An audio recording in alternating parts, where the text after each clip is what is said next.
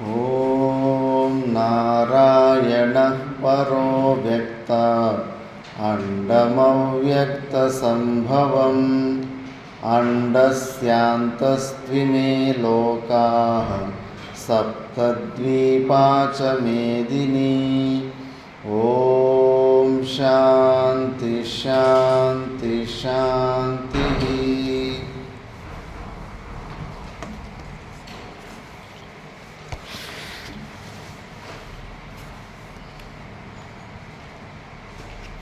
ॐ श्री परमात्मने नमः। अथ पंचमोऽध्यायः कर्मसन्न्यासयोगः। अर्जुन उवाच सन्न्यासं कर्मणां कृष्ण पुनर्योगं च संशसि यच्छ्रेययेतयोरेकं तन्मे ब्रूहि सुनिश्चितं। श्रीभगवानुवाच सन्न्यासः कर्मयोगश्च निःश्रेयसकरावुभौ तयोस्तु कर्मसन्न्यासात् कर्मयोगो विशिष्यते। ज्ञेयः स नित्यसन्न्यासी यो नाद्वेष्टि न काङ्क्षति। निर्द्वन्द्वो हि महाबाहो सुखं बन्धात् प्रमुच्यते। सांख्ययोगौ पृथक् बाला प्रवदन्ति न पण्डिताः। एकमप्यास्थितः सम्यग् उभयोर्विन्दते फलम्। यत्साङ्ख्ये प्राप्यते स्थानं तद्योगैरपि गम्यते। एकं साङ्ख्यं च योगं च यः पश्यति स पश्यति।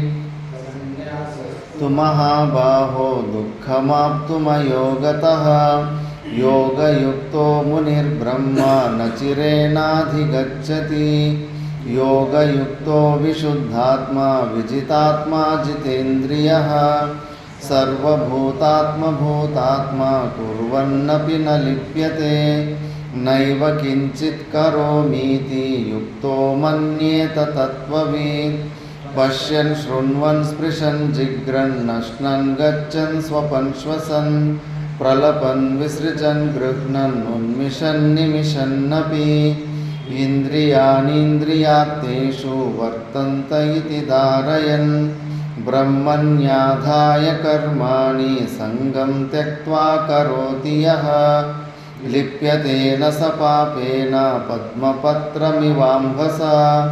कायेन मनसा बुद्ध्या केवलैरिन्द्रियैरपि योगिनः कर्म कुर्वन्ति सङ्गं त्यक्त्वात्मशुद्धये।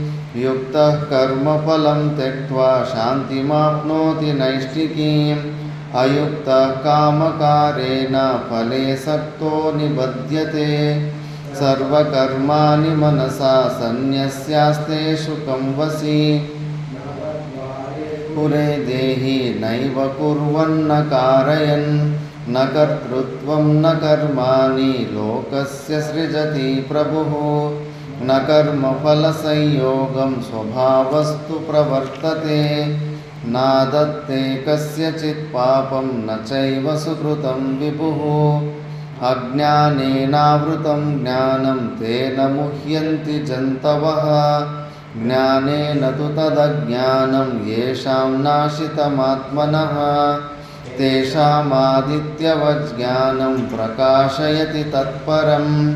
तद्बुद्धयस्तदात्मानस्तन्निष्ठास्तत्परायणाः गच्छन्त्य पुनरावृत्तिं ज्ञाननिर्धूतकल्मषाः। विद्याविनयसम्पन्ने ब्राह्मणे गविहस्तिनि सुनिचैव स्वपाके च पण्डिता समदर्शिनः। इहैव तैर्जितः सर्गो येषां साम्ये स्थितं मनः। समं ब्रह्म तस्मात् ब्रह्मणि ते स्थिताः। न प्रहृष्येत् प्रियं प्राप्य नोद्विजेत् प्राप्य चाप्रियं। स्थिरबुद्धिरसम्मूढो ब्रह्मविद् ब्रह्मणि स्थितः। बाह्यस्पर्शेष्वसक्तात्मा विन्दत्यात्मनि यत्सुखं। स ब्रह्मयोगयुक्तात्मा सुखमक्षयमश्नुते।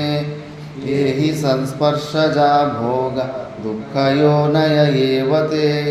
आद्यन्तवन्तः कौन्तेय न तेषु रमते बुधः शक्नोति हैव यः सोढुं प्राक्शरीरविमोक्षणात् कामक्रोधोद्भवं वेगं स युक्तः स सुखी नरः योऽन्तः सुखोऽन्तरारामस्तथान्तर्ज्योतिरेव यः ब्रह्मनिर्वाणं ब्रह्मभूतोऽधिगच्छति लभन्ते ब्रह्मनिर्वाणं ऋषयः क्षीणकल्मषाः छिन्नद्वैधायतात्मानः सर्वभूतहिते रताः कामक्रोधवियुक्तानां यतीनां यतचेतसाम् अभितो ब्रह्मनिर्वाणं वर्तते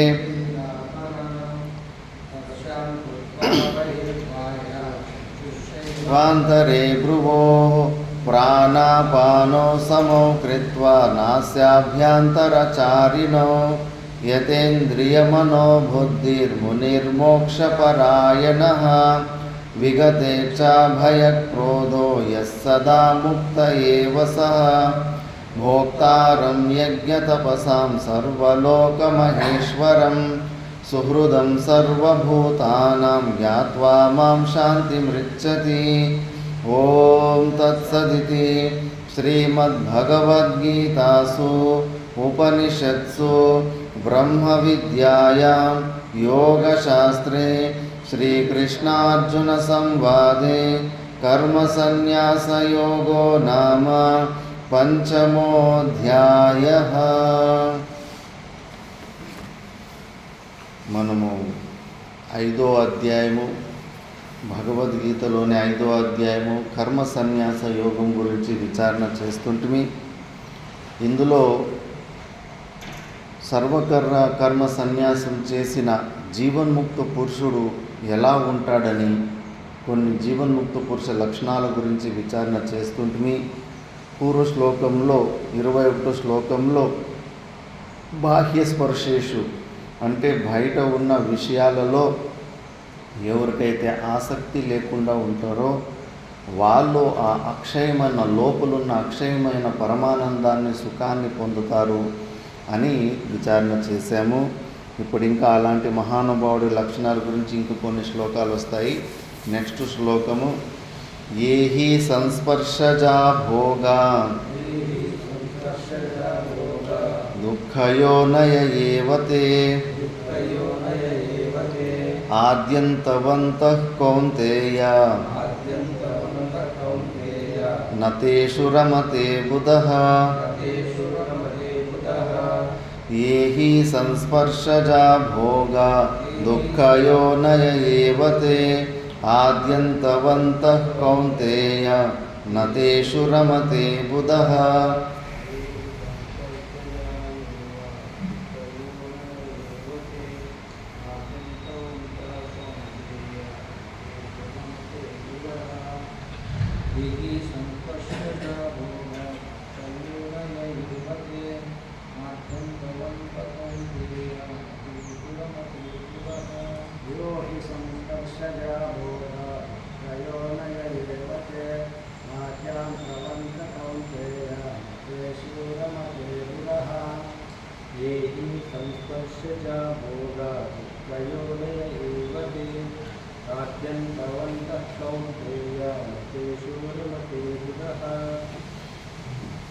ये संस्पर्शजा भोगा ते दुःखयोनयः एव आद्यन्तवन्तः कौन्तेय बुधः तेषु नारमते. ఎవరైతే ఏహి సంస్పర్శజా భోగా అంటే ఈ భోగాలు విషయాలలో ఆనందం వెతుక్కునేవాళ్ళు, ఈ విషయాల వెంబడ పడేటోళ్ళు, ఆ విషయాల వెంబడ పడేటోళ్ళు 100% దుఃఖయోనయ ఏవా, వాళ్ళకి 100% దుఃఖమే వస్తుంది. ఇది మనము మనసుకు బాగా నచ్చజెప్పాలి.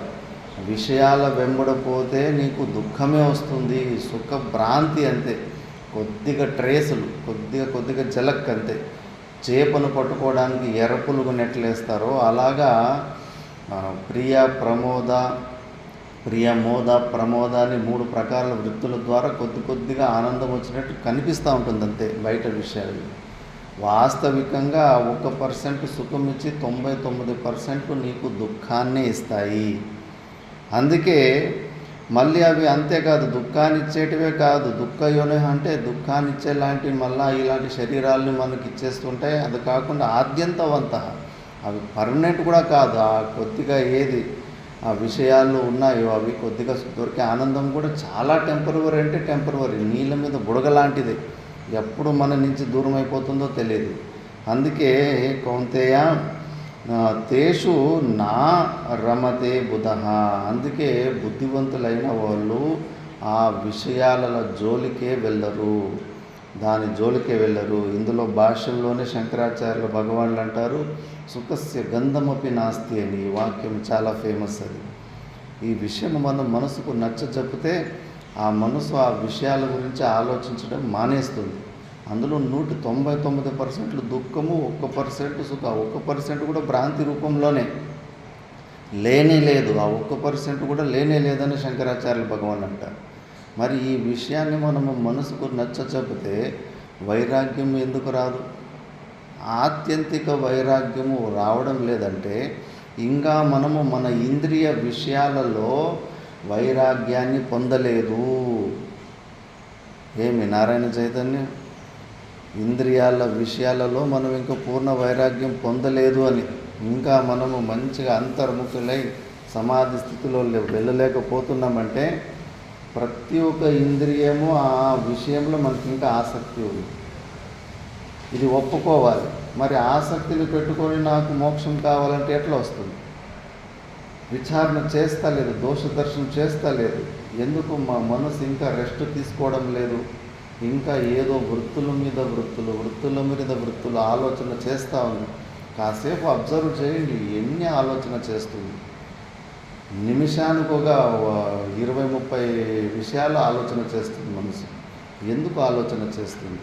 ఆలోచన చేసే విషయం ఏంటి? దేని గురించి ఆలోచన చేస్తుంది? ఆలోచించే విషయం మొత్తం అనాత్మ విషయమే ఉంటుంది. అది ఆత్మస్వరూపం కానీ అయింది. మరి అనాత్మ విషయం గురించి ఊరికి ఎందుకు ఆలోచన చేస్తుంది? మీరే ఆలోచించండి. మనం మలం గురించి కానీ మూత్రం గురించి కానీ మనసు ఏమైనా ఎక్కువ ఆలోచన చేస్తుందా? అసహించుకునే విషయాల గురించి ఎక్కువ ఆలోచన చేయదు. మిగతా విషయాల గురించి ఆలోచన చేస్తుందంటే అక్కడ మనకు ఆ వైరాగ్యం రాలేదు. కాకస్య విష్టావదసహ్య బుద్ధి, కాకి రెట్ట చూసి ఎంత అసహ్యం వేస్తుందో అంతటి అసహ్య బుద్ధి మనకు కలగాలి. అంతటి అసహ్య బుద్ధి కలుగుతుందా? భోగాలలో కలుగుతుందా? కలగడం లేదు. మరి కలగడం లేదన్నప్పుడు అక్కడే కూర్చొని ఆలోచన చేయాలి. ఎందుకు? శాస్త్రం చెప్తా ఉంది, గురువులు చెప్తా ఉంటారు, ప్రతి ఒక్క ఇంద్రియ విషయంలో అంతటి వైరాగ్యం కావాలని. ఇంకా కళ్ళు ఇంకా ఏదో చూడాలని ఆశపడుతున్నాయి, చెవులు ఏదో వినాలని. ఇంకా నాలుక అంటావా, పెద్ద పెద్ద మహాయోగులు కూడా ఫెయిల్ అయిపోయారు. నాలుకని కంట్రోల్ చేసుకోవడం అరసాహసం. ప్రతి ఇంట్లో కూడా గొడవలు ఈ నాలుకే వల్లని. కొడుకుకు ఒక టేస్టు, తండ్రికి ఒక టేస్టు, కూతురుకు ఒక టేస్టు. తండ్రి బాగుంది అన్న రోజు కొడుకు కూతురుకు బాగలేదంటారు, కొడుకుకు బాగుందన్న రోజు తండ్రి ఏత్తు బాగలేదంటాడు. ఎవడి నాలుకని ఎవడు తృప్తి పరచడానికి అవుతుంది? ప్రతి ఇంట్లో ప్రతి ఆశ్రమంలో కూడా వంట చేసే వాళ్ళ మీద అటాకులు జరుగుతూనే ఉంటాయి. ఒక్క ఆశ్రమంలో కూడా అలా గొడవలు లేని ఆశ్రమంలో నేను చూడలేదు. సాధనా సదనంలో అయితే ఇంకా ఎక్కువే. అక్కడ బోరు కొట్టేసి ఉంటుంది. ఆ తిండి తినలేక ఆరోగ్యాలు కూడా చెడిపోతూ ఉంటాయి. కొద్దిగా రిషికేశ్ కైలాసాశ్రమంలో కొద్దిగా సప్పుకుంటుంది, కానీ కంప్లైంట్స్ కొద్దిగా తక్కువ వస్తాయి. అది ఉప్పు కారానికి ఎక్కువ అవకాశం మీరు. కాకపోతే ఉప్పు కారం తినేటోళ్ళకి వాళ్ళకి నచ్చదు. అక్కడ వాళ్ళట్లా ఈ ఉప్పు కారం తినక మాకు ఆరోగ్యాలు చెడిపోతున్నాయి, కొద్దిగా తినాలి కదా అని వాళ్ళు కొంటున్నారు. ఎక్కడ పోయినా నేను చూసినాను, ఇళ్ళలో చిన్నమ్మ ఇంట్లో కానీ సొంత ఇంట్లో కానీ ప్రతి చోట ఆ విషయంలో గొడవలు వస్తుంటాయి. ఎందుకు? జిహ్వేంద్రియానికి మంచి రుచులు కావాలి. రుచిగా లేకపోతే కోపం వస్తుంది. మరి ఇక్కడేమో శాస్త్రం చెబుతా ఉంది, నువ్వు మోక్షాన్ని పొందాలంటే ఈ ఇంద్రియాలు ఆ విషయాన్ని ఏదైతే గ్రహిస్తున్నాయో వాటి మీద నీకు ఆసక్తి ఉండకూడదు. ఇప్పుడు మహాపురుషులు ఉంటారు, అసలు ఏమి తిన్నారో ఎట్లుందన్నది కూడా లేదు. జస్ట్ అంతే, ఆకలి చచ్చిపోవాలంతే. ఆకలి సావడానికి ఏదో ఒకటి లోపల పోతే అని మినిమం అంత ఉంటుంది అంతే. మిగతాది ఏమి తిన్నామో ఎట్లా తిన్నామో అని దాని మీద ఎక్కువ ధ్యాస కూడా పెట్టరు. అంతటి కాకి రెక్కలాగా అంతటి బుద్ధి రావాలంటే కానీ ఎంత విచారణ చేయాలి. ఇక్కడ ఫెయిల్ అవుతున్నాము. ఊరికే పుస్తకాల మీద పుస్తకాలు, ప్రవచనాల మీద ప్రవచనాలు ఊరికే వింటూ పోతున్నాం, కానీ బేసిక్స్లోనే ఇంకా ఏమీ జరగలేదు. ప్రాక్టికల్గా మనకు ఒక్క ఇంద్రియ విషయంలో కూడా వైరాగ్యం రాలేదు. వద్దు అని అంటాలేము ఇంకా నాకు వద్దు, కళ్ళతోటి నేను చూడాల్సినవన్నీ చూసేస్తున్నాను, ఇంకంతా మిథ్యా వస్తువు, నేను ఇంక చూడాల్సింది వద్దు అని నచికేతుడు తిరస్కరించినట్ల నాకు వద్దు అనే మాట చెప్పలేకపోతున్నా. ప్రతి ఒక్క ఇంద్రియ విషయంలో కూడా అంతే. అనాత్మ వస్తువుని తిరస్కరించలేకపోతున్నాం మనం, ఎందుకంటే ఆసక్తి ఉంది. ఎందుకు కృష్ణ పరమాత్ముడు మళ్ళీ అందులో లేదురా నాయన, పోనీ ఏదైనా నిజమైన సుఖము విషయాలలో దొరుకుతుందంటే కన్నా మీరు ఏదో దాని గురించి ఆశిస్తున్నారంటే ఏదో మీరు పోనీలే కొద్దిగా అనుభవించడం చెప్పచ్చు. అసలు బయట విషయాలలో సుఖము లేనే లేదు. అదొక ట్రిక్. అది కుక్క ఎట్లా ఎముకను కొరికి దాని రక్తమే లోపల పోయినట్టు, వంటే తుమ్మ చెట్టు ఆకులు తిని ముళ్ళు పుచ్చుకొని దాని రక్తం లోపలికి పోయినట్టు భ్రాంతి కలుగుతూ ఉంది బయట ఉన్న విషయాలలో. దాన్ని ఇప్పుడు భాష్యంలో చూద్దాం. ఏహి యస్మాత్ సంస్పర్శజ విషయేంద్రియ సంస్పర్శేభ్యో జాత భోగ భుక్తయో దుఃఖయోనయః ఏవ తే అవిద్యాకృతత్వాత్ దృశ్యంతే హి ఆధ్యాత్మికాదీని దుఃఖాని తన్నిమిత్తాని ఏవ యథా ఇహలోకే తథా పరలోకే అపి ఇతి గమ్యతే ఏవ శబ్దాత్ న సంసారే సుఖస్య గంధమాత్రమపి నాస్తి ఇతి బుద్ధ్వా మృగతృష్ణికాయా ఇంద్రియాణి నివర్తయేత్ నా కేవలం దుఃఖయోనయః ఆద్యంతవంతః చ ఆదిః విషయేంద్రియ సంయోగో భోగానాం అంతః చ తద్వియోగః ఏవ అతః ఆద్యంతవంతః అనిత్యాః మధ్యక్షణభావిత్వాత్ ఇత్యర్థః. కౌంతేయ న తేషు భోగేషు రమతే బుధో వివేకీ అవగత పరమార్థతత్వః అత్యంతమూఢానాం ఏవ హి విషయేషు రతిః దృశ్యతే యథా పశు ప్రవృత్తీనాం. చెన్నారెడ్డి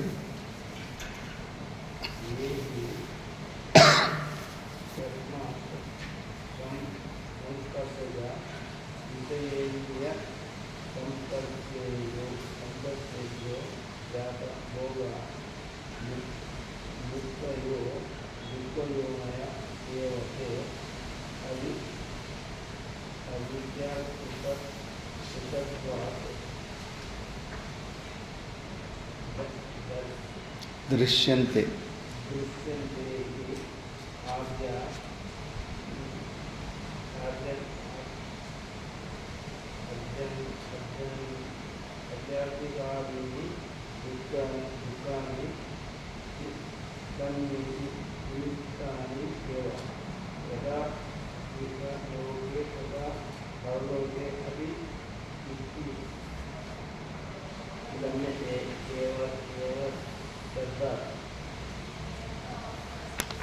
संसारे विकस्य गन्धमात्रम् अपि अस्ति इति अनुभूत्य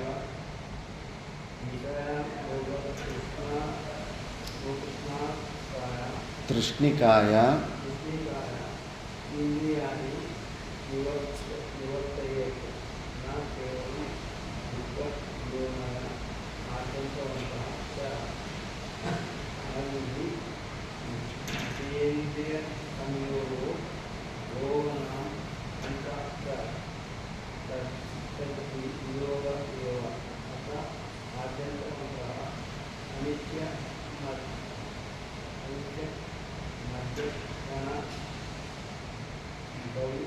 भावित्वात्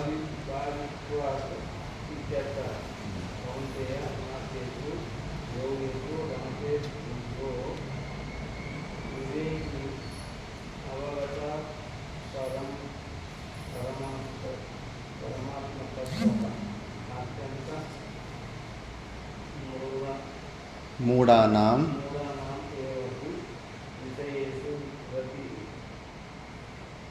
दृश्यते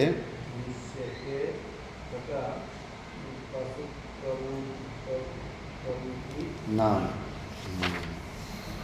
శ్లోకంలో ఏ హి అని ఉంటే యస్మాత్ దేని ఎందుకంటే సంస్పర్శజ అంటే విషయేంద్రియ సంస్పర్శేభ్యో జాత విషయాల సహవాసము దాని వెంబడ వెళ్ళినవాడు భోగాహ భుక్తయ అంటే వాడు విషయభోగాల వెంబడ పడేటోడు దుఃఖయోనయ ఏవతే అవిద్యాకృతత్వాత్ వాడు దుఃఖమైన యోనులు ఈ భూలోకము కానీ పైనున్న లోకము కానీ ఏవకారం చెప్పడంలోనే దృశ్యంతే హి ఆధ్యాత్మికాదీనాం దుఃఖాన్ని తన్నిమిత్తాన్ని ఏవా ఆధ్యాత్మికాది 3 దుఃఖాలు తప్పు మనకు ఆది దైవికము ఆది భౌతికము ఆధ్యాత్మికము అని 3 ప్రకారాలు మనకు దుఃఖాలు వస్తుంటాయి. ఏమి నారాయణ చైతన్య ఆది దైవికము అంటే ఏంటి? ఆది దైవికమైన దుఃఖం అంటే ఏంటి?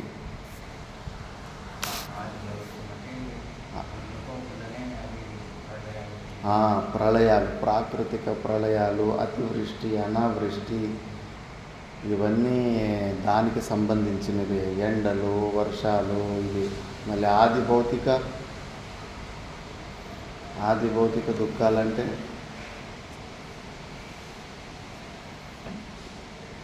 మల్లారెడ్డి ఆది భౌతిక దుఃఖాలంటే చెన్నారెడ్డి వర్షాలది దైవికంలోనే చెప్పేశాము. ఆది భౌతికంలో ముఖ్యంగా అన్య జీవుల నుంచి వచ్చే దుఃఖాలండి. ఆధ్యాత్మిక దుఃఖం అంటే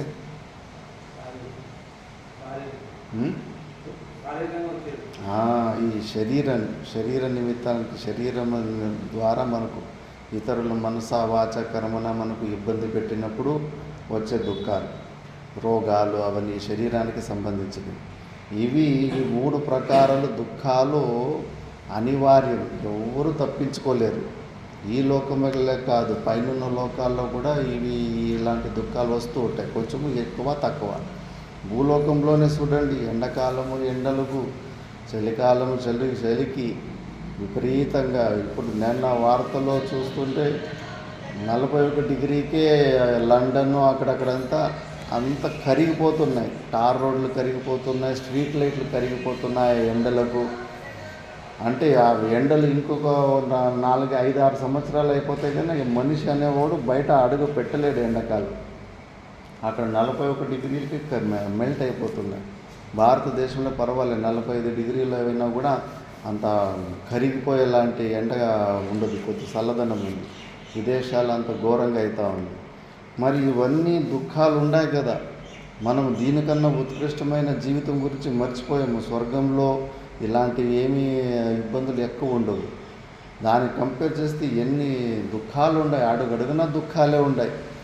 రైతులైతే ఇప్పుడు గుండెకాయ డబా అని కొట్టుకుంటూ ఉంది. అందరూ పత్తి విత్తనాలు వేసినారు, వర్షాలు చూస్తే మళ్ళీ మాయమైనాయి. వచ్చి మొలకలు వస్తాయా లేదా, బతుకుతాయా లేదా అని భయపడుతూ ఉన్నారు. ప్రతిదీ మళ్ళా శరీరానికి కూడా విపరీతమైన రోగాలు. ఇలా రోగం లేని వ్యక్తిని ఇప్పటివరకు నేను చూడలేదు భూలోకంలో. ఏ వ్యక్తికైనా కానీ ఏదో ఒక రోగము, ఏదో ఒక పార్ట్ వీక్ అయ్యి అంతిమ సమయంలో చాలా సమస్యలు వస్తూ ఉంటాయి. కాబట్టి ఇవన్నీ దుఃఖాలు ఉన్నాయి, మనం చూడలేకపోతున్నాం. ఇందులో సుఖమేముంది? ఒకసారి వెనక్కి తిరిగి చూసుకుంటే నేను సుఖపడ్డ క్షణాలేంటి, దుఃఖపడ్డ క్షణాలేంటి, అసలు సుఖపడింది అసలు గుర్తుకు కూడా రాదు. అంత దుఃఖాంత నాటకమే. కష్టాలే గుర్తుకొస్తాయి కానీ సుఖపడింది ఏమీ ఉండదు అందులో. కాబట్టి ఇవన్నీ దోషాలు ఉండే. దృశ్యంతే హి ఆధ్యాత్మికాదీని దుఃఖాన్ని తన్నిమిత్తాన్ని ఏవా. ఈ భోగాల వెంబడ పోవడం వల్లనే మనం ఈ దుఃఖాలకి గురి అయిపోతున్నాం. యథా ఇహలోకే తథా పరలోకే అపి ఇది గమ్యతే ఏవ శబ్దాత్. ఈ లోకంలో ఎలా ఉందో పరలోకంలో కూడా అలాంటి ఇబ్బందులే ఉంటాయి. భోగాలు ఊరికే రావు, విత్ హెవీ కాస్ట్. సాసవ గింజంత సుఖానికి సముద్రం అంత కష్టం ఉంటుంది. ఏ భోగము విషయాల భోగము ఏది ఫ్రీగా రాదు మనకు. లేదా పూర్వజన్మలో చేసిన పుణ్యం ఫలం వల్ల ఏదో అనుభవిస్తుంటాం, లేదా వచ్చే జన్మకి లోన్ తీసుకుంటూ ఉంటాం. ఫ్రీగా దెర్ ఈజ్ నో ఫ్రీ అనే ఈ ప్రపంచంలో ఎవరికి ఏమీ ఫ్రీగా దొరకదు. వాడు ఎంత పరిశ్రమ చేశాడో అది మాత్రమే దొరుకుతుంది. కాబట్టి భాష్యకారు భగవానుడు శంకరాచార్యులు అంటే నా సంసారే సుఖస్య గంధమాత్రమపి నాస్తి. సుఖము వాసన కూడా లేదంటున్నాడు. కొద్దిగా కూడా లేశ మాత్రం కూడా లేదు.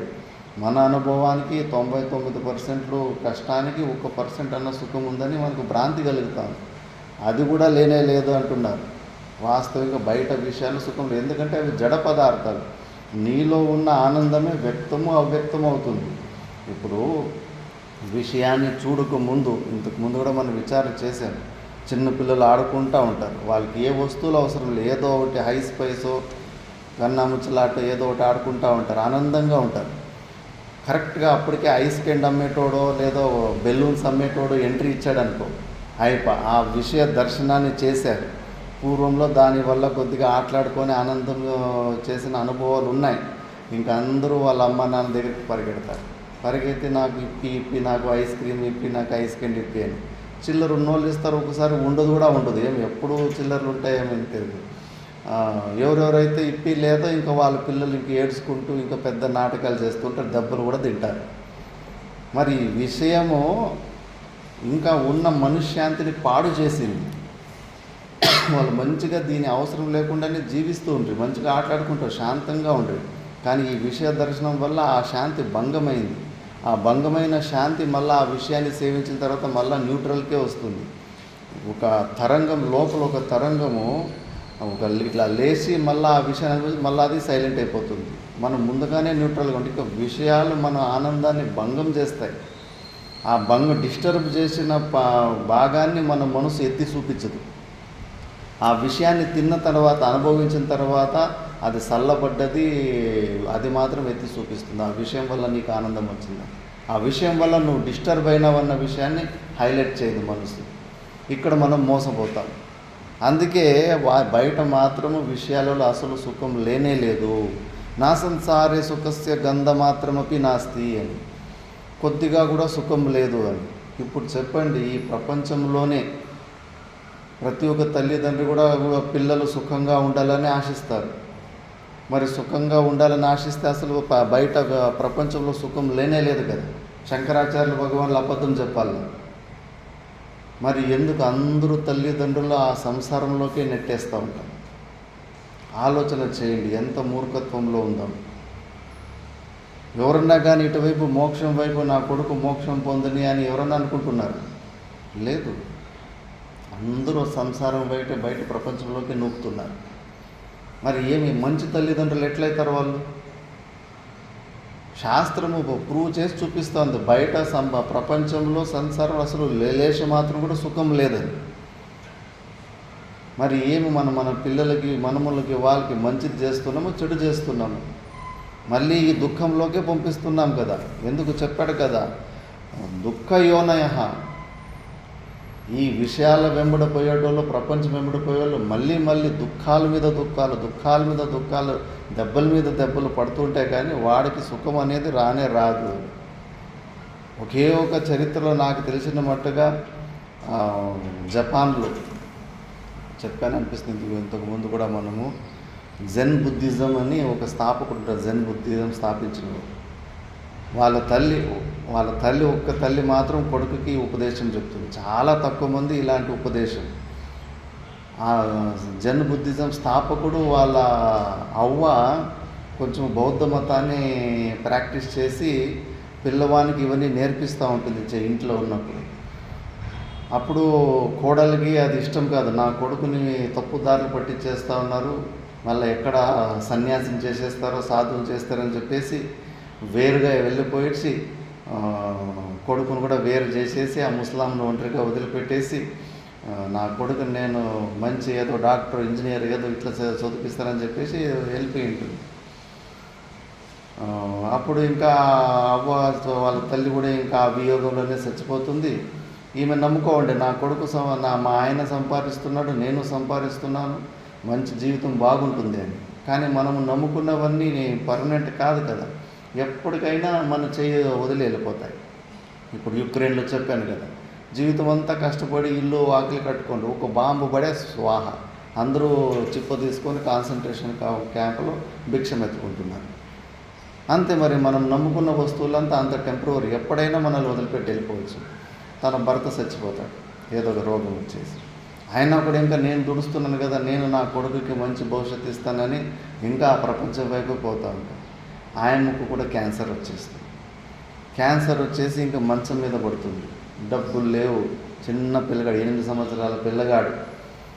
అప్పుడు మా బెడ్ మంచం మీద పడుకొని, చూడు నాయనా, మీ అవ్వ చెప్పిందే కరెక్ట్, ఇవన్నీ ప్రపంచంలో మనం నమ్ముకున్న వస్తువులన్నీ టెంపరవరీ, ఎప్పుడు మన చేయి ఈడుస్తాయో మనకు ఏమీ గ్యారంటీ లేదు. మేమందరూ మృత్యుకి దొరికిపోయినాం.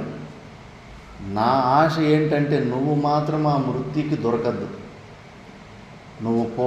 అప్పుడు చైనాలో కొద్దిగా ఫేమస్గా కొంతమంది గురువుల పేరు వింటుంటే కన్నా, జపాన్ నుంచి నువ్వు చైనాకి వెళ్ళిపోయి మంచి గురువుల్ని ఆశ్రయం చేసి నువ్వు మాత్రం మృత్యుకి దొరకకుండా నిర్వాణాన్ని మోక్షాన్ని పొందు అని ఆ చిన్న వయసు నేనేమవుతానో నువ్వు పట్టించుకోకు, నన్ను వదిలిపెట్టేసి, నువ్వు ఉన్నా కూడా ఎలాగో శరీరం పొందు, లేకపోయినా శరీరం ఉంటుంది, నాకు మాట ఇచ్చి నువ్వు ఇప్పుడే బయలుదేరి వెళ్ళిపో అని అంత చిన్న వయసులోనే ఇటువైపు పంపించేస్తాను. కానీ ఇక్కడ ఆ సాహసం ఎవరు చేయలేకపోతున్నారు, ఎందుకంటే ఈ జ్ఞానం లేదు, క్లారిటీ లేదు. అందరూ వాళ్ళు స్వయంగా సంసార మార్గంలో కాల్చుకున్నారు, దెబ్బల మీద దెబ్బలు పడ్డారు. ఇంకా వాళ్ళకి ఆశ, బహుశా మా జీవితాలు బాగలేదు, మా కొడుకుల జీవితాలు కొద్దిగా సుఖంగా జీవిస్తారేమో అని ఆశపడుతుంటారు. అది ఎప్పటికీ జరగని పని. శాస్త్రము పదే పదే చెబుతూ ఉంది, సాసు గింజంత సుఖానికి సముద్రం అంత కష్టం ఉంటుంది. ఆ సుఖం కూడా ఇప్పుడు చెప్పారు కదా, సుఖస్య గంధమాత్రమపి నాస్తి, వాసన కూడా లేదు. బయట విషయాలలో సుఖం అనేది లేనే లేదు, ఊరికి సుఖం ఉన్నట్టుగా మనకు భ్రాంతి కలుగుతూ ఉంది. కుక్క ఎట్లా భ్రాంతి పడుతూ ఉందో, ఎముకను కోరికి ఎముక నుంచి రసం వచ్చినట్టు, వంటే తుమ్మ చెట్ల ఆకులు తిని దానికి భ్రాంతి కలుగుతుంది. మనకు కూడా బయట ఉన్న విషయాల్లో నుంచి మనకు సుఖం ఆనందం వస్తుందని భ్రాంతి కలుగుతుంది. అందుకే మనము నిజంగా మన పిల్లలు వాళ్ళు సుఖపడాలంటే ఈ జ్ఞానాన్ని ఇవ్వండి. ఆత్యంతిక దుఃఖ నివృత్తి పరమానంద ప్రాప్తిని చేసుకున్నవాడు తరించిపోతాడు. నా కేవలం దుఃఖయోనః, దుఃఖయోనాలు మళ్ళా ఇలాంటి దుఃఖమైన ఇలాంటి భూలోక శరీరాలు రావడమే కాదు, ఆద్యంతవంతః చ ఆది విషయేంద్రియ సంయోగో భోగానాం అంతః చ తద్వియోగ ఏవ. దానికి పుట్టుక సాగుతూ టెంపరవరీ ఉంటాయి. మనం నమ్ముకున్న గట్టిగా నమ్ముకుంటాము, అది ఎప్పటికీ నా దగ్గరే ఉంటుంది, నా ఆస్తి నా దగ్గరే ఉంటుంది, నా డబ్బులు నా దగ్గరే ఉంటుందని. ఎప్పుడు మన చేయి జారి వదిలిపెట్టి వెళ్ళిపోతే మనకు తెలియదు. అవన్నీ ఉండొచ్చు, ఆరోగ్యమే చెడిపోతే ఏమి కొన్ని ఆరోగ్యాలు ఎట్లంటే మనిషి సంపలేము, ఉంచలేము. ఇట్లే కొన్ని భక్తులు స్టోరీస్ వస్తూ ఉంటాయి. భార్యాభర్తలు గొడవలు చేసుకున్నారు, బాగా చదువుకున్న వాళ్ళు, ఇద్దరు గ్రాడ్యుయేట్సే బెంగళూరులోని. ఊరికే మొగుడు నాన్ని అసలు పట్టించుకోవటం లేదని చెప్పేసి గర్భవతి ఆమె. ఇది హార్పిక్ ఉంటుంది కదా, హార్పిక్ వీడియో కాల్ చేసి నువ్వు నా మాట వింటలేవని చెప్పేసి కొద్దిగా తాగేసింది.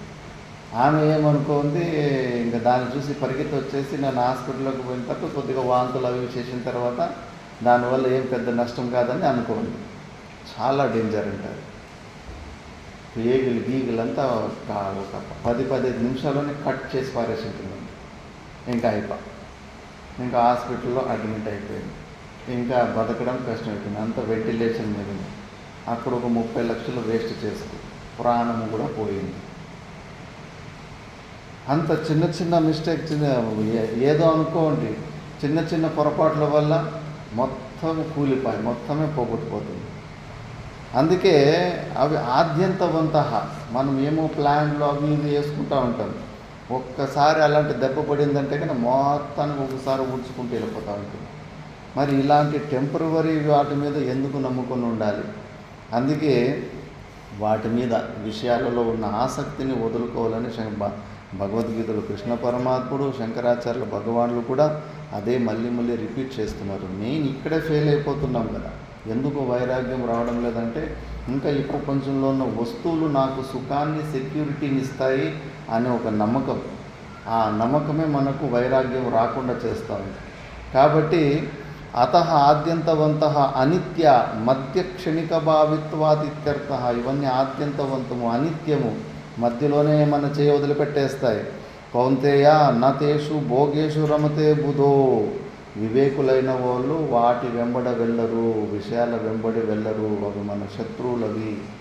వివేక చూడని చెప్పారు కదా, పాములో ఉన్న విషము కరిస్తేనే చస్తాం, విషయాలను చూస్తేనే చచ్చిపోతామంట, చూస్తేనే చంపేస్తాయంట. అంత డేంజర్. కృష్ణ సర్ప విషాదపి, అంత డేంజర్ ఇది. బ్లాక్ కోబ్రా విషయం కరిస్తేనే చస్తాం, ఈ విషయాన్ని చూస్తేనే చచ్చిపోతాం. భగవద్గీతలో ధ్యాయతే విషయాన్ పుంసః సంగస్తేషుపజాయతంచ, లాస్ట్కు వినశ్యతి. కేవలం విషయాలను చూడటం కాదు, తెలుసుకుంటేనే అయిపోయి. అక్కడి నుంచి బట్టి మళ్ళీ నేను నాశనం చేసే వరకు వదిలిపెట్టుకోవి. భర్తృహరి అంటాడు, భోగాన భుక్తాహ వయమేవ భుక్తాహ తపోనద. నేను తిన్నాను అనుకున్నాను ఇన్ని రోజులు భోజనమే నన్ను తినేసింది. వాటిని నేను జీర్ణం చేసుకుంటానంటే ఆ భోజనమే నేనే జీర్ణం అయిపోయాను. ఇప్పుడు శీర్ణమై ముసలితనం వచ్చేసింది. నేను వాటిని తింటే అవే నన్ను తినేసాయి, విషయాలే నన్ను తినేసాయి. తపోన తప్త వయమేవ తప్త. నేనేదో తపస్సు చేశానంటే కనుక బయట ఉన్న విషయాలు ఇవే నన్ను కరిగించేసాయి. అందుకే కాలోన యాత వయమేవత. నేను టైంని పాస్ చేసినందుకని టైమే నన్ను వాడుకొని వదిలిపెట్టేసింది అని చెప్పేసి. తృష్ణాన జీర్ణ వయమేవ జీర్ణ. నేను కోరికలన్నీ తీర్చుకున్నాను అనుకుంటే లేదు, ఆ కోరికలే నన్ను పూర్తిగా జీర్ణించుకొని వదిలిపెట్టేశాయి అని. అందుకే అవగత పరమార్థ తత్వ. ఈ పరమార్థ తత్వాన్ని తెలిసిన వివేకులు ఈ భోగాలలో అసలు ఇంట్రెస్ట్, విషయాల జోలికి పోరు. అత్యంత మూఢానాం ఏవ హి విషయేషు రతి.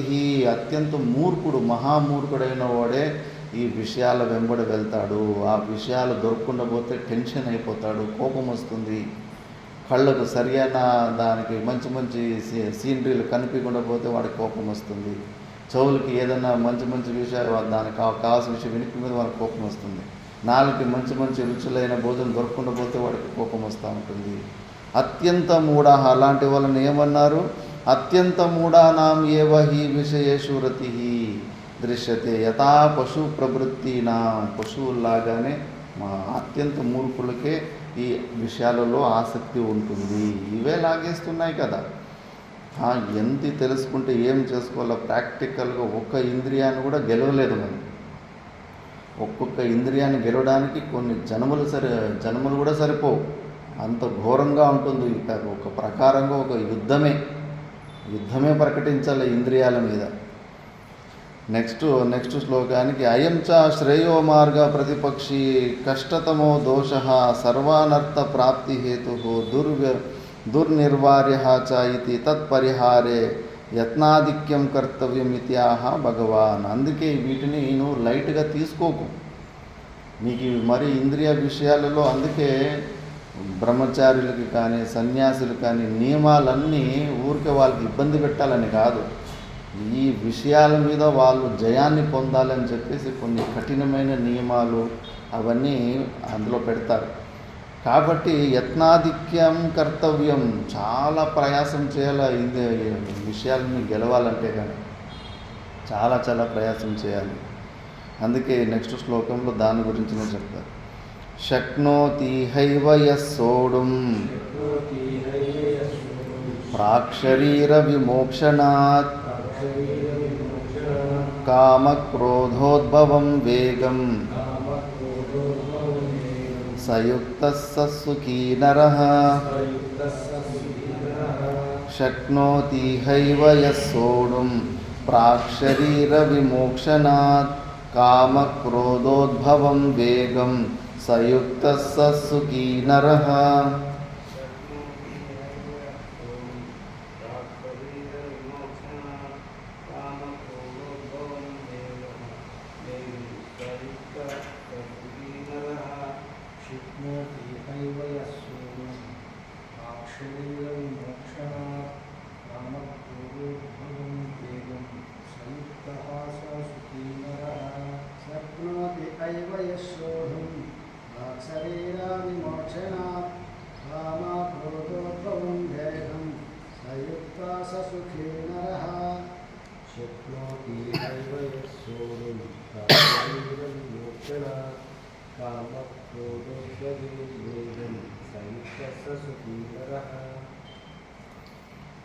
యహ ఇహ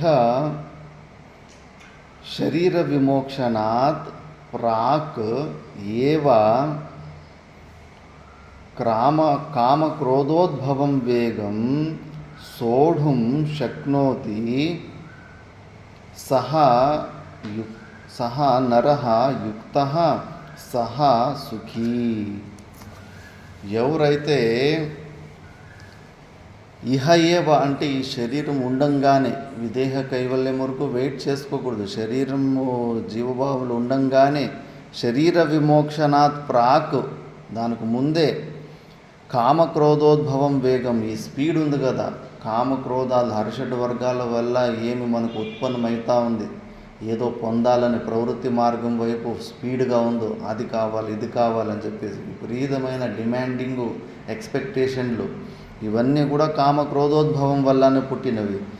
వీటిని సోఢుం శక్నోతి, ఎవడు బ్రేక్ వేసి దాన్ని ఆపగలిగే సామర్థ్యం ఉంటాడో వాడే సా నరః యుక్తః, వాడే నిజమైన యోగి, సహా సుఖీ, వాడే సుఖాన్ని పొందుతాడు. అది ప్రాక్టికల్గా ఆ సామర్థ్యాన్ని పొంది చూడాలి. అందుకే సాధకులు, గురువులు దీన్ని అబ్జర్వ్ చేస్తుంటాడు. వీడికి వేదాంతం విన్న తర్వాత కంఫర్ట్ జోన్లకు ఎక్కువ కావాలనుకుంటున్నాడా, లేదా ఉన్న కంఫర్ట్స్ని ఒకటి వదులుకుంటున్నాడా, ఏదన్నా వదులుకుంటున్నాడా లేదా పెంచుకుంటున్నాడా, దీన్ని అబ్జర్వ్ చేస్తూ ఉంటారు. అంటే కానీ మళ్ళీ విపరీత దశకి ఇది ఇంకా పని చేయడం లేదు అని చెప్పేసి దాన్నే భాష్యంలో చూద్దాం. శక్నోతి ఉత్సహతే ఇహ ఏవ జీవన్ ఏవ యః సోఢుం ప్రసహితుం ప్రాక్ పూర్వశరీర విమోక్షణాత్ ఆమరణాత్ మరణసీమాకరణం జీవతః అవశ్యం భావిః కామక్రోధోద్భవో వేగః అనంతనిమిత్తవాన్ హి సా ఇతి యావద్మరణం తావద్న విశ్రంభణీయ ఇత్యర్థః. కామః ఇంద్రియ గోచర ప్రాప్తే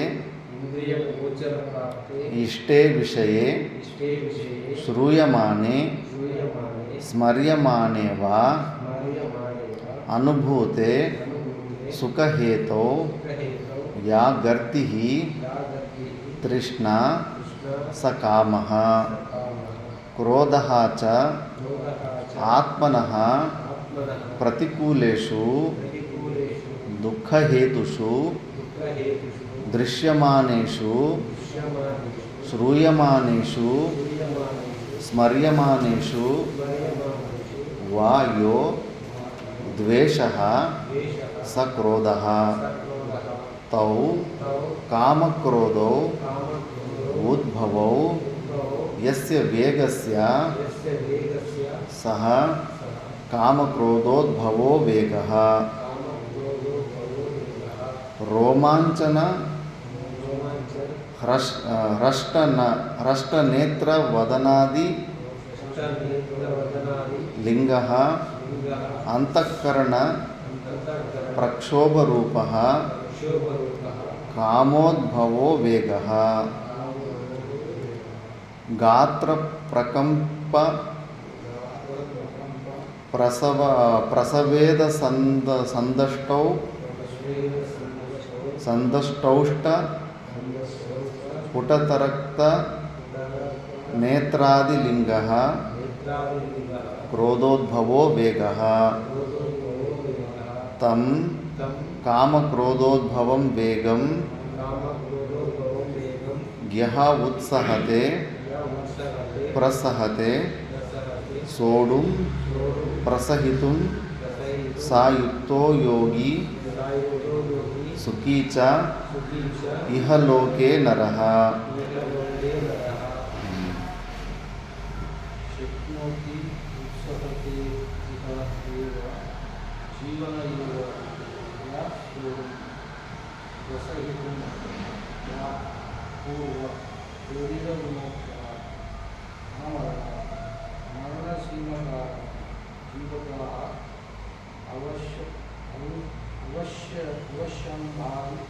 अवश्यं भावि कामक्रोधो भवो वेगः अनन्तनित्यत्वात् हि स इति यावत् मरणां तावत् न विश्रम्भयामि इत्यर्थः काम इन्द्रियगोचरप्राप्ते इष्टे विषये श्रूयमाणे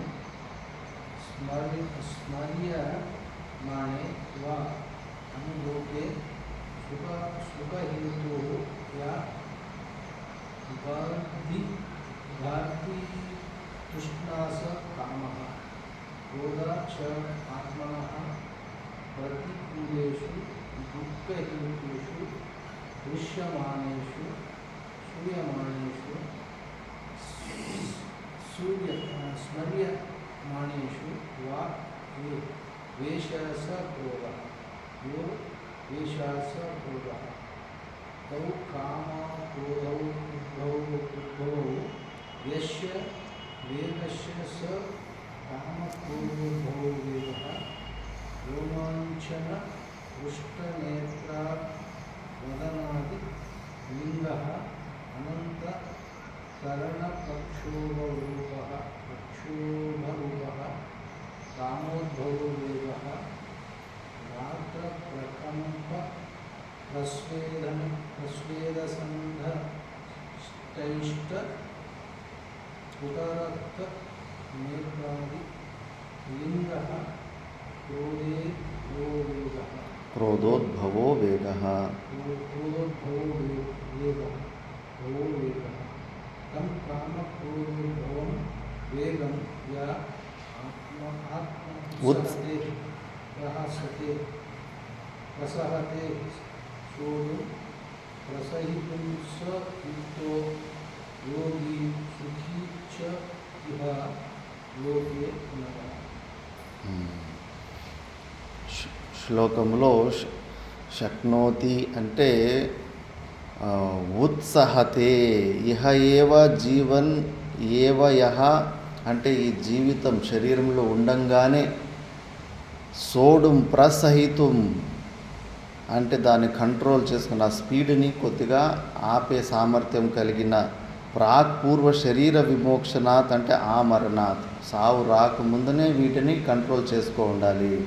ఆ కామము క్రోధము వేగం స్పీడ్ ఉంటుంది, ఇది అబ్జర్వ్ చేస్తూ ఉండాలి. మరణ సీమాకరణం జీవతః అవశ్యం భావి కామక్రోధోద్భవ వేగः అనంత నిమిత్తవాన్ హి స ఇతి యావద్ మరణం తావద్ న విశ్రంభనీయ ఇత్యర్థః. ఈ విషయ భోగాల విషయంలో చాలా జాగ్రత్తగా ఉండాలి. ఇంకేం కదా, నేను సచ్చిదానంద స్వరూపునని తెలుసుకున్నాను కదా, గుణాగుణేషు వర్తంతే ఇతి మత్వ అని చెప్పేసి ఇష్టం వచ్చిందంతా ఏదేదో వస్తూ ఉంటుందో, పూర్వజన్మలో ఏదో పుణ్యకర్మలు కూడా చేసి ఉంటావు. నువ్వు ప్రయత్నం చేయకుండానే నీ దగ్గరికి డబ్బులు వస్తూ ఉంటాయి, వ్యవస్థలు వస్తూ ఉంటాయి. అలాగంతా యదృచ్ఛ లాభ సంతుష్ట, వచ్చిన దాంట్లో అనుభవించడంలో తప్పేముంది, నేనేమన్నా కోరుతున్నానా అని ఇవన్నీ గుడ్డి ఐడియాల ద్వారా చేసుకొని విషయ భోగాలలో ఎంట్రీ ఇచ్చినావా, లాక్కెళ్ళిపోతాయి, నిన్ను కింద పడేస్తాయి, టప్ అని కింద పడేస్తాయి. అందుకే నీ దినచర్యని చెక్ చేసుకో. నువ్వు వేదాంతం వింటున్నావంటే వైరాగ్యం వైపు ఒక్కొక్కటి ఉన్నది వదులుకుంటూ పోతూ ఉండాలి, అటువైపు పోతుండాలి. కానీ అలా కాకుండా కంఫర్ట్లు పెంచుకుంటూ పోతున్నావంటే కానీ విపరీత దశలో పోతున్నావు. ఇంకా ఉత్తర భారతంలో రీసెర్చ్ చేసినారు, ఎవరెవరు వేదాంతము చదివిన తర్వాత అన్ని సైజులు పెద్దగా అయినాయి, ఆశ్రమ ఆస్తుల సైజు పెద్దగా అవుతున్నాయి, ఫిక్స్డ్ డిపాజిట్లు పెద్దగా అవుతున్నాయి, కంఫర్ట్స్ పెద్దగా అవుతున్నాయి, అన్నీ ఎక్కువవుతూ పోతున్నాయి. కానీ వైరాగ్యం మాత్రం కనిపిస్తలేదు. అందుకే ఇవన్నీ ఏమేమో క్యాలిక్యులేషన్ చేసుకొని మనసు మొత్తం ఆ విషయాలలో ఏమవుతుందిలే అని చాలా నెగ్లెక్ట్ చేసి, ఏమవుతుందిలే విషయేషు వర్తంతే, ఈ ఇంద్రియాలు ఆ విషయాల్లో పోతున్నాయి, నాకు సంబంధంగా నేను నాకు శరీరం తాదాత్మ్యంతో నేను సాక్షిభావంలో చూసుకుంటున్నాను. ఈ నాటకాల వల్లనే పాడైపోయేది. ఆ విశ్రంభనీయం మరణం, యావత్ మరణం తావద్దు నా విశ్రంభనీయం ఇత్యర్థ. దినచర్యను మాత్రము వదులుకోకు. తపశ్చర్యం, వేదాంతానికి తపశ్చర్యము తోడైతేనే నీకు సాధన కరెక్ట్గా ఉందని. ఆ తపశ్చర్య లూజ్ అయిపోతూ ఉంది. అనాత్మ వస్తువు, నీకు అవసరం లేని వస్తువులను ఎక్స్ట్రాలు నీ దగ్గరకు వస్తున్నాయి, దాన్ని నువ్వు తిరస్కారం చేయలేకపోతున్నావు అంటే కనుక నువ్వు ఇంకా వీటిని మీద విజయాన్ని పొందలేవు. అందుకే నువ్వు దీన్ని చాలా గమనం చేసుకోవాలి. కామ ఇంద్రియ గోచర ప్రాప్తే ఇష్టే విషయ శ్రూయమానే స్మర్యమానే వా అనుభూతే సుఖహేతవ్యా గర్ది తృష్ణ సా కామ. కోరిక అంటే ఏంటి నారాయణ చైతన్యం? ఏంటి కోరిక అంటే? నువ్వు ఏమి ఎక్స్ప్లెనేషన్ ఇస్తావు?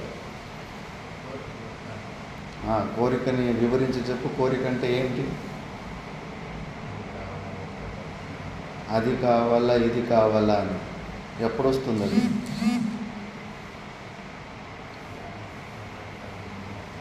ఆ ప్రతి క్షణం వస్తూ ఉంటుందా, లేదా ఎప్పుడన్నా దేన్నన్నా గుర్తుకు తెచ్చుకున్నప్పుడు వస్తుంటుంది కోరిక?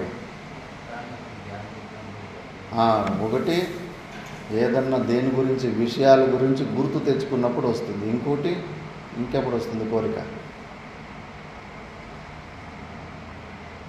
ఒకటి గుర్తు తెచ్చుకుంటారు, ఇంకోటి అంతేనా? గుర్తు తెచ్చుకున్నప్పుడు మాత్రమే కోరిక వస్తుందా? చూసినప్పుడు కూడా ఆ విషయాల్ని. కామ ఇంద్రియ గోచర ప్రాప్తి ఇష్టే.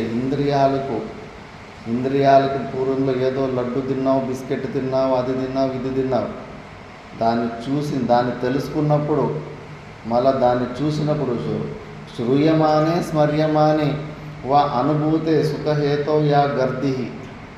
దాన్ని చూసినప్పుడు మళ్ళీ విన్నప్పుడు నీకు దాన్ని పొందాలి అని ఏది లోపల తీవ్రమైన ఉత్సాహం పెరుగుతుంది, దాన్ని పొందాలని, దాన్ని కామ అంటారు, కోరిక అంటారు. మళ్ళీ క్రోధం అంటే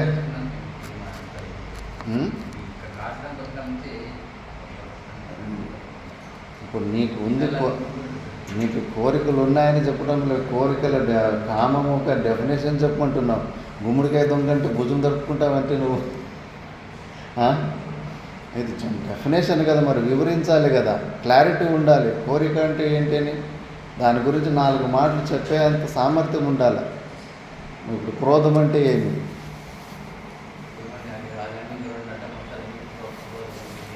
అది నిమిత్తము. క్రోధంకి ఏదన్నా మనం ఏదన్నా కావాలనుకున్నప్పుడు దానికి అడ్డం వచ్చిన వాళ్ళ మీద క్రోధం వస్తుంది. మరి ఆ క్రోధం ఎట్లుంటుంది? ఇప్పుడు మనిషి క్రోధం లేని వ్యక్తి ఎట్లా కనిపిస్తాడు, కోపం ఉన్న వ్యక్తి ఎట్లా కనిపిస్తాడు? ఇద్దరు ఒకేలా కనిపిస్తారా? ఎట్లా ఏం తేడాలు కనిపిస్తాయి?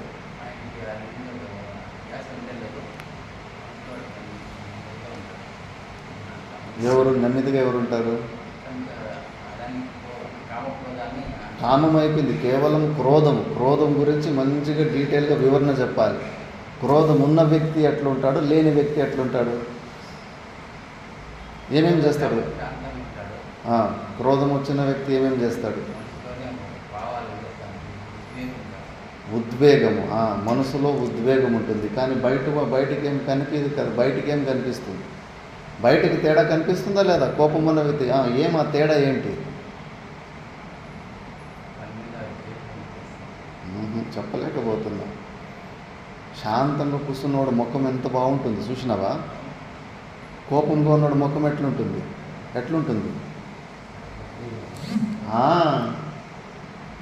ఆ తేడాలు చెప్పాలి కదా. క్రోధం వచ్చిన తర్వాత శరీరంలో ఏమేమి జరుగుతాయని.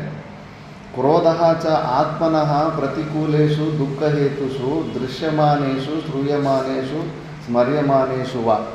ఇది కూడా అంతే. దేని గురించైనా ఎవరు ఏం చెప్పని కొన్ని విషయాలు పాతలో ఏమన్నా గొడవ పెట్టుకుంటాం కదా, వాళ్ళు స్మరణకు వస్తే చాలు లోపలే విపరీతమైన కోపం వచ్చి మన ముఖం మాడిపోతుంది. ముఖ ఆకృతి హావభావాలు తేడా అయిపోతాయి. క్రోధం లేని వ్యక్తి చల్లగా చంద్రునిలాగా ఆహ్లాదకంగా ఉంటాడు.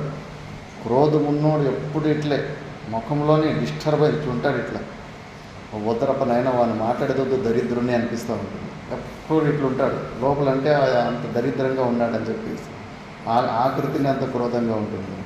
మళ్ళా దృశ్యమానేషు శ్రూయమానేషు స్మర్యమానేషు. ఒకటి విని పూర్వజన్మ పాతవి గొడవలు ఉంటాయి కదా, అది గుర్తుకొచ్చినప్పుడు క్రోధం వస్తూ ఉంటుంది.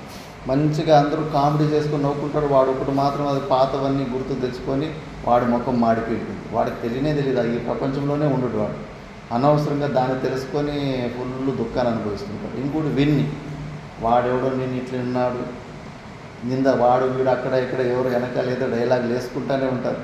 అది ఎవరో వచ్చి విని మన షోలో వేసేస్తారు.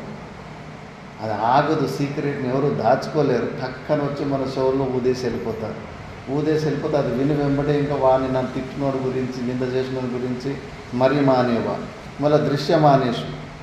ఇది ఇంకా చాలా డేంజర్. అందుకే ఇంగ్లీష్లో కూడా ప్రావర్బ్ ఉంది, never fight with inmates and neighbour. ఎప్పుడే కానీ ఆశ్రమంలో ఏదైనా ఇంటి లోపల కానీ ఆశ్రమం లోపల కానీ ఆఫీస్ లోపల కానీ లోపల ఉన్న వాళ్ళతో గొడవ చేయకు. మళ్ళీ పక్కింట్లో ఉన్న వాళ్ళతో కూడా గొడవ పెట్టుకుంటే కనుక నువ్వు సచ్చే వరకు నరకాన్ని అనుభవిస్తావు. ఆ ఉద్యోగం చేసేంత రోజు ఆ కంపెనీలో రోజు వాడి ముఖం చూడాలి. రోజు వాడు ముఖం చూస్తూ ఉంటే కానీ నీకు ఇంకా బీపీ పెరిగిపోతూ ఉంటుంది, కానీ నీ చల్లబడదు. అందుకే నీ పక్కింటి వాళ్ళ దగ్గర, నీ ఇన్మేట్స్ లోపల ఉన్న వాళ్ళ దగ్గర ఆలోచించు. ఏదన్నా విషయం ఫస్ట్ గొడవ పడేదానికి ముందు పుసుక్కని కఠినమైన వాక్కులు వదలడానికి ముందు కొద్దిగా ఆలోచించు. యుద్ధం పెద్దగా ఉంటుంది, లెంతీగా ఉంటుంది.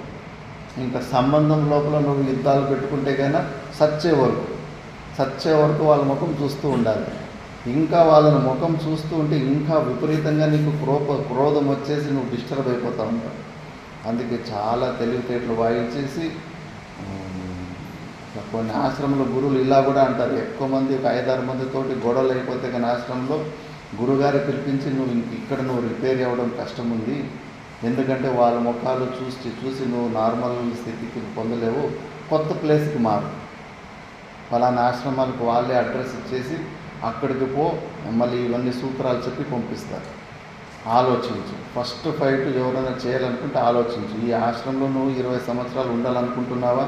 మరి ఎవరితోటి గొడవపడకు. ఎందుకంటే గొడవ పెట్టుకుంటే మళ్ళీ 20 సంవత్సరాలు రోజు వాడు ముఖం చూడాలి. అది అంతకంత పెరిగి ఒకరోజు బ్లాస్ట్ అయిపోతుంది. ఒకరోజు గుద్దుకొని కొట్టుకుంటారు. కాబట్టి ఆలోచించాలి. కాబట్టి ఇది ఏదైతే ద్వేష సా క్రోధ, దీన్ని క్రోధం అంటారు. ఇంకా కింద దానికి లక్షణాలు ఇస్తారు. కామం, కోరికలు పుట్టినప్పుడు మన శరీరాలు ఏమేమి తౌ కామక్రోధో ఉద్భవ వ్యస్య వేగస్య సా కామక్రోధోద్భవ వేగ. ఇది దీన్ని స్పీడ్ అంటారు. ఆ స్పీడ్ ఎట్లా తెలుస్తుంది? కోరికలు ఉన్నవాడు వాడి శరీరంలో వీడు కోరికలో ఉన్నవాడని మనకు ఎట్లా తెలుస్తుంది అంటే, రోమాంచన హృష్ట నేత్ర వదనాది లింగ. ఫుల్ ఎక్సైట్మెంట్, ఫుల్ ముఖం అరలిపోయి ఉంటుంది. వాడికి ఏదైనా ఇష్టమైంది ఏదైనా దొరికిపోయిందంటే కన్నా ఫుల్ ముఖం అరిపోయి ఉంటుంది. కళ్ళు అలా అయితే ఇట్లా గ్లో అవుతూ ఉంటాయి. అన్నీ ముఖంలోనే తెలిసిపోతుంది, వీడికి భలే ఆనందంగా ఉన్నాడు, ఏదో దొరికింది అని చెప్పేసి. మళ్ళీ నేత్రవదనాది లింగ అంతఃకరణ ప్రక్షోభ రూప కామోద్భవ వేగ, ఈ ఎగ్జైట్మెంట్ కూడా ఉండకూడదు. మళ్ళీ కోపం వచ్చిన ముఖము గాత్ర ప్రకంప ప్రస్వేద సందౌష్ట పుట రక్త నేత్రాది లింగ క్రోధోద్భవ. ఇన్ని తేడాలు చెప్పాలి. ఏమేమి ఉంటాయి కోపం వచ్చిన దాంట్లో? శరీరము షేక్ అవుతుంది. నాకు పూర్వంలో ఉన్నప్పుడు అట్లా కోపం వచ్చిందంటే కన్నా ఫుల్ శరీరమే అదిరిపోతుంది. ఎవరికన్నా కానీ కొద్దిగా అదిరిపోతుంది, కంట్రోల్లో ఉండదు. మళ్ళీ ఇంకేమవుతాయి, మళ్ళీ చెమట, టెంపరేచర్ ఫుల్గా, ఎంత చలిలో అయినా కూడా ఫుల్ చెమటలు పొంగేస్తాయి కోపం వచ్చిందంటే కానీ. మళ్ళీ పెదాలు, మాటలు కూడా స్పష్టంగా రావు, సౌండ్ ఘోరంగా వస్తుంది, భయంకరంగా వస్తుంది, పెదవులు అదురుతూ ఉంటాయి. కళ్ళు ఎట్లుంటాయి? తెల్లగా ఉంటాయి, ఎట్లుంటాయి? ఎర్రగా అయిపోతాయి, పులి కంట్లలాగా అయిపోతాయి, విపరీతంగా రక్తమంతా అక్కడికి వచ్చేసి ఉంటుంది, కళ్ళు ఎర్రగా అయిపోయింటాయి. ఇవన్నీ ఈ చిహ్నాలు క్రోధానికి చిహ్నాలు. ఇది స్పీడు, ఇది క్రోధం స్పీడు, అది కామముఖ స్పీడు. ఈ స్పీడునే లింగ క్రోధోద్భవ వేగ, దీన్ని క్రోధోద్భవ వేగం అంటారు. తం కామ క్రోధోద్భవ వేగం యహ ఉత్సహతే ప్రస్సహతే సోడుం ప్రసయితుం సయుక్త. దీన్ని కంట్రోల్ చేసుకోవాలి. సాధకుల విషయంలో ప్రపంచంలో ఎవడన్నా ఏదన్నా ఒక మాట అంటే కన్నా నువ్వు ఒక మాట తిట్టేసి వస్తే నేను పొగడతారు, మగోడివరా నువ్వు అని. వాడు ఒకటి కొడితే నువ్వు ఒకటి కొట్టేసి వస్తే నిన్ను పొగుడతారు, నువ్వు హీరోవరా అని చెప్పేసి. ఈ సాధన ఫీల్డ్లో నువ్వు ఓడిపోయినా నువ్వు దరిద్రుడివి అంటారు. చెయ్యి ఎత్తినాడంటే ఇంకా ఆశ్రమం నుంచి ఎల్లగొట్టేస్తారు. మాటల వరకు ఏమైనా గొడవలు పట్టినారంటే కన్నా వాడిని పర్వాలేదు, ఇంకో ఛాన్స్ ఇచ్చి చూద్దాము అని చెప్పేసి గొడవలకు అవకాశం ఉంటుంది. చెయ్యి ఎత్తేసినాడంటే కానీ ఎవరి మీద కన్నా కానీ వీడు అసలు మోక్షానికి లాయకే కాదని చెప్పేసి ఆశ్రమం నుంచి ఎల్లగొట్టేస్తారు. ఇక్కడ కంట్రోల్ చేసుకోవాలి. ఇంకా మా గురువు మీద ఏదైనా గొడవలో క్రోధం వచ్చిందనుకో, ఆ ప్లేస్లో నిలబడద్దు, టక్కని రూమ్ లోపలికి వెళ్ళిపోయేసి కాసేపు పడుకొని లేచి మళ్ళీ బయటకు రా. ఆ రోజు ఎక్కువ బయటకు కనిపించద్దు. ముఖ్యంగా ఎవరితోటి గొడవపడ్డావో ఆ వ్యక్తికి ముందుకు కానీ పక్కకు కానీ పోవడం కానీ అవి చేయకు. కాసేపు సైలెంట్గా ఉండి పడుకొని నిద్రలేదు, అప్పుడు కొద్దిగా మనకు అది చల్లబడుతుంది. లేకపోతే కన్నా సామాన్యం కాదు. క్రోధం వచ్చిన తర్వాత బ్రేక్ ఫెయిల్యూర్ కాబట్టి డౌన్లోకి పోయినట్టే. మ్యాక్సిమం ఎవరు ఇప్పటి వరకు కంట్రోల్ చేసుకుంది లేదు, ఎవరో మహాపురుషుడే చేసుకోలేరు కంట్రోల్. మళ్ళీ ఎందుకంటే స్మృతి విభ్రమ, క్రోధాత్ భవతి సమ్మోహాత్ స్మృతి విభ్రమ, మర్చిపోతారు. చెప్పాను కదా ఇంట్లోనే. ఇప్పుడు అమ్మ నాన్నలు పిల్లలకి ఎంత నేర్పుతుంటారు. ఎవరైనా పెద్ద కార్యక్రమం జరుగుతున్నప్పుడు పిల్లలు కేక్ పెడుతుంటే, 10 మందిలో ఇట్లా అరుస్తావు, నీకు సిగ్గుందా? 10 మందిలో ఎంత మాన మర్యాదగా ఉండాలి, అట్లా ఇట్లా అంటుంటారు.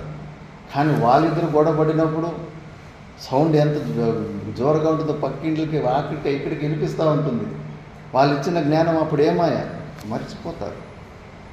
చుట్టూ చూస్తున్నారే, వాళ్ళు ఏమనుకుంటారో, అవమానం పాలైపోతామే అన్నది రాదు, అప్పటికి స్మరణకు రాదు. కాబట్టి స్మృతి విభ్రమ, స్మృతి భ్రంశాత్ బుద్ధినాశాత్ ప్రణశ్యతి. కంపల్సరీ యాక్సిడెంట్ అనేది అవుతుంది. అందుకే క్రోధం రాకముందునే దానికి బ్రేకులు వేసే అంత సామర్థ్యాన్ని పెంచుకోవాలి. ఎంత నువ్వు దీనిలో ఓడాలి, నువ్వు ఈ విషయాలు నువ్వు బయట ప్రపంచంలో ఏమి నేను ఎంకరేజ్ చేస్తారు, ఇక్కడ ఎంకరేజ్ చేయరు. ఇంకా దెబ్బ తిని వచ్చినావా సాధు మార్గంలో, నువ్వు చాలా పవర్ఫుల్ వ్యక్తి అని, నువ్వు నిజమైన హీరో, నిజమైన సాధకుడు. నువ్వు ఒక దెబ్బ తిని వస్తే కూడా నీకు చాలా మర్యాద ఉంటుంది. కొట్టినోడు వాడు స్వాహ అయిపోతాడు వాడు. కాబట్టి దీన్ని కంట్రోల్ చేసి వాడిని యోగి అంటారు. వాడే సుఖాన్ని పొందుతాడు, మిగతా వాళ్ళు పొందలేరు అని చెప్పి నెక్స్ట్ శ్లోకంలో, అది నెక్స్ట్ క్లాస్లో చూద్దాము.